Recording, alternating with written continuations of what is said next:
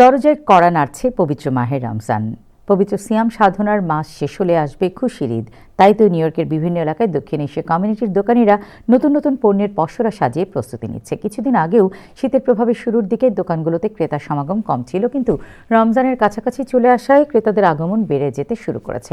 Jackson height সহ অন্যান্য এলাকায় শোরুমগুলোতে নতুন নতুন ট্রেন্ডি পোশাক, নারীদের three piece, sari, frock, salwar kameez সহ সব বয়সের মানুষের জন্য বিভিন্ন ধরনের পোশাক, জুতা, ব্যাগ ও অ্যাক্সেসরিজ রাখা হয়েছে। এছাড়া নারীদের জন্য রয়েছে প্রসাধনীয় কসমেটিক্সের নতুন কালেকশন, নতুন তরুণীদের পছন্দের ট্রেন্ডি পোশাক, ছেলে মেয়ে শিশুদের জন্য পাজামা, পাঞ্জাবি, লেহেঙ্গা সব সাজানো হয়েছে। পরিবারের বড়দের জন্য রয়েছে নানা ধরনের পোশাক।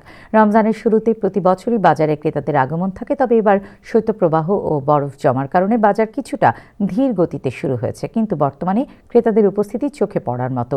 এক সপ্তাহের মধ্যে বাজার পুরোপুরি জমে উঠবে ক্রেতাদের ভিড়ে এবং রমজানের মধ্যভাগ থেকে বাজারের মূল আমেজ ফিরে আসবে বলে আশা করছেন দোকানিরা।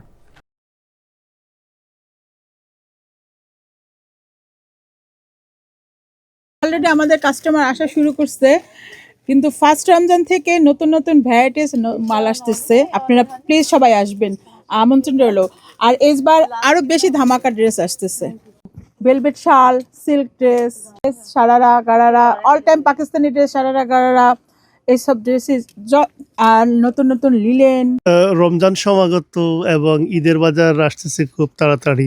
তো একটা বাংলাদেশি যে আমেজ জ্যাকসন হাইটসে একখণ্ড বাংলাদেশ, এগুলো যে বাংলাদেশি দোকানগুলো আছে, এগুলা আসলে অনেকটা বাংলাদেশের মতো মনে হয়। ঈদের আমেজ, আমরা ছোটকালে যখন বিভিন্ন মার্কেটে যেতাম বা